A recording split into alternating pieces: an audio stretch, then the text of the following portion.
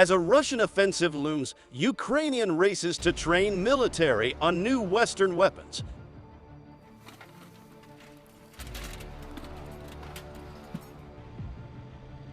A few kilometers from the Belarus border, Ukrainian forces are training for what they expect to be a brutal spring. Aging T-72 tanks, some twice the age of their crews, fire off rounds into the mist, while ground troops practice storming abandoned buildings. Some of the training takes place in the eerily quiet town of Pripyat, deserted since the Chernobyl nuclear disaster in 1986.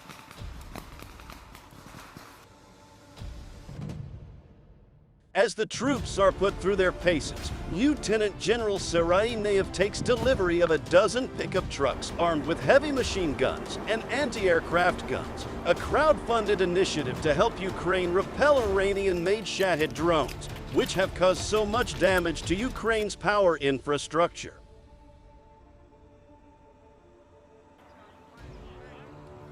But Nave, a stocky and affable commander, believes the next phase of this war will be about tanks, and that means not his ancient T-72s, but more modern machines such as German Leopard 2s and British Challengers. Ukrainian officials say they need several hundred main battle tanks not only to defend their present positions, but also to take the fight to the enemy in the coming months.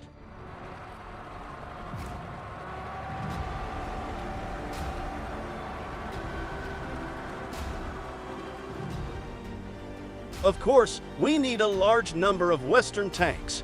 They are much better than the Soviet models and can help us advance. We are creating new military units, and our next actions will depend on their combat readiness. Therefore, Western assistance is extremely important.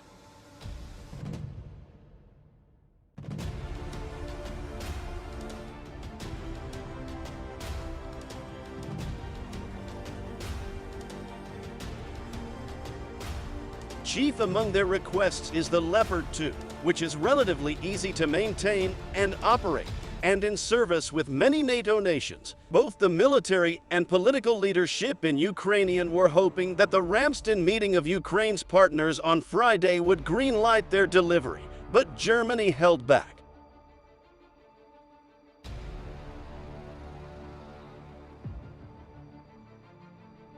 Ukrainian Dien's Minister Alexei Reznikov, speaking after the meeting, said he and German counterpart Boris Pistorius had a frank discussion on Leopard 2s. To be continued. Mikhailo Podolyak, an advisor to Ukraine's presidential administration, told CNN Friday, "We are disappointed. We understand that some countries have inhibitions, but the slower this goes, the more of our soldiers and civilians are killed."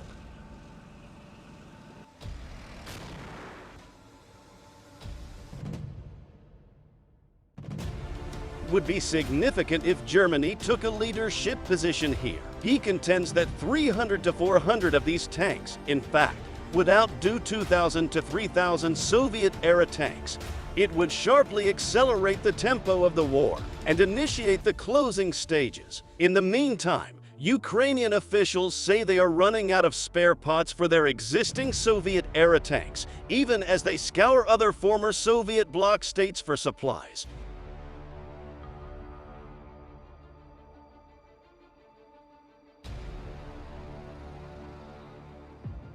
The Ukrainians fear that a second Russian offensive may begin within 2 months. By the spring, 150,000 Russians drafted last autumn will have been trained and probably incorporated into battle-ready units. For the Ukrainians, it's a race against time, but they are essentially converting a military based on Soviet hardware to one using advanced Western weapons at warp speed.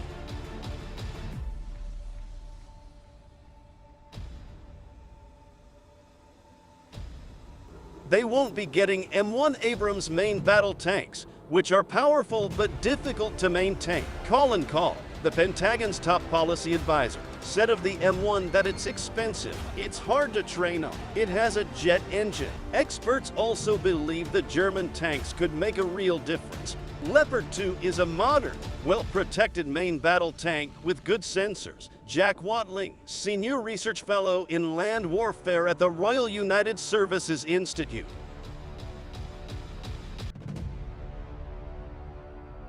It was originally designed to be maintained by conscripts and is therefore simpler to keep in the fight than some other NATO designs like the Challenger 2. There is also an existing production line to keep Leopard 2 supplied with spare parts, but other weapons continue to flow in Stryker armored vehicles and Bradley infantry fighting vehicles from the US, howitzers from Finland, the advanced Archer artillery system, and anti-tank guns from Sweden.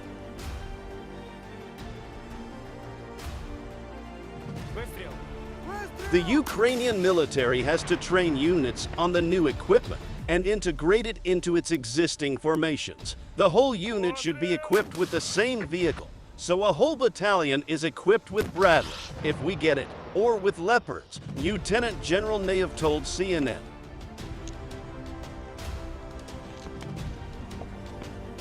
Several senior Ukrainian officials have said that Ukraine wants to go on the front foot before Russia reinforces its lines and its battalion tactical groups. The front lines all the way from the Russian border in the northeast to the Black Sea have moved little since Ukrainian advances in Kharkiv and Kherson in the autumn.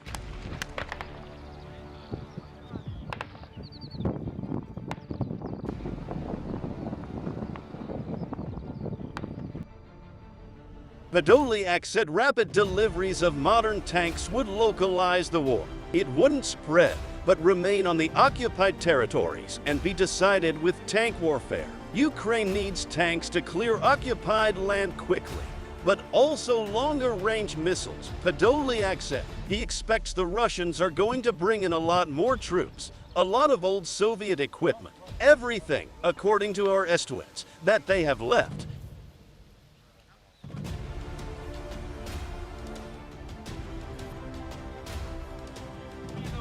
The Russians appear to be trying to reduce the vulnerability of their ammunition stocks and troops concentrations by placing them further away from the front lines, perhaps even beyond the range of US HIMARS systems that Ukraine has used effectively against such targets. The list of hardware that the Ukrainians want seems ever expanding, but Podolyak responds, "Our guys aren't leaving the battlefield. Even if they aren't provided with new weaponry, they'll just die more often and with greater regularity. But we are the ones who are paying the real price for freedom. We are the ones whose people are dying because of Russian aggression."